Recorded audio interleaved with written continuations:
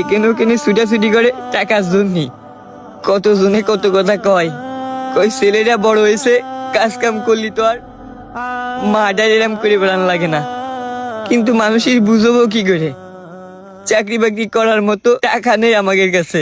আবার যদি তোমার টাকা থাকতো তাহলে ওই চাকরিটা কি নষ্ট হইতো? এ আব্বা, তুই চিন্তা করিস নে, তোর চাচারা আছে না, দেখছে না 1 টাকাও লাগবেন না, তোর চাকরি দিয়ে দেবে না। তুই কান্নাকাটি করিস নে, চল চল আব্বা। দুপুরে কিন্তু আমিও এখনো খাইনি, দুই বাপ্পিটা একসাথে বসে খাইনি, মানে তোর মা মনে হয় আয়েছে। ছেলেটার তো বড় মুখ করে কইলাম, তুই পড়ালেখাটা শেষ কর, তোর চাকরি বাকরি নিয়ে টেনশন করা লাগবে না। তোর চাচারা তো ঢাকায় বড় বড় জায়গায় বড় বড় পোস্টে চাকরি করে। এখন তো ছেলেটার পড়ালেখা শেষ, দেখি ভাইগের কয়ে দেখি ছেলেটার একটা চাকরির ব্যবস্থা করে দিতে পারে নাকি। হ্যালো ভাই, ভালো আছিস? হ্যাঁ ভালো, তুই ভালো আছিস? এই তো আলহামদুলিল্লাহ। করছি, তোর ভাইপোর তো পড়ালেখা শেষ, ওর জন্য একটা চাকরি বাকরি দেখে দে না। ভাই চাকরি আমার হাতে একটা আছে, কিন্তু 12-13 লাখ টাকা লাগবে। কি 12-13 লাখ? আমার তো 5টা টাকা দেওয়ার সামর্থ্য নেই, তুই জানিস নে।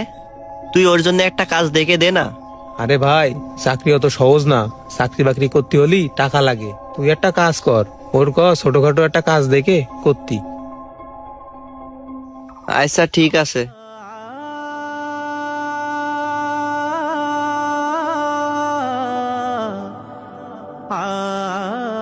না, এই গরুটা আমার সাথে আর কি মেরতেছে, একবার এদিক যাচ্ছে একবার ওইদিক যাচ্ছে। এ আব্বা, এই মোর এ কার বাসে? আব্বা ওই যে সালাম কাকা আছে না, ওই কইলো দক্ষিণী রোগের ওই উইস্তে বিত্তে নিয়ে বাড়ি দিয়ে আসার জন্য 50টি টাকা দেবে নে।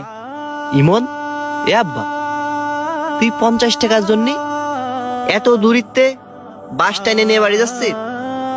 আব্বা সমস্যা নেই, আমার কষ্ট হচ্ছে না। আব্বা, তোর সাথে একটা কথা কওয়ার জন্য তোরেই খুঁজ দিয়ে যাচ্ছিলাম। কও।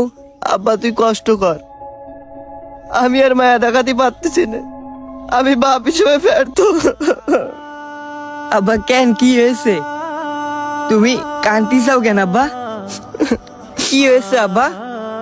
আব্বা, তোর চাচাকের কাছে ফোন দিলাম, তোর চাচারা কচ্ছে টাকা ছাড়া চাকরি হবে না।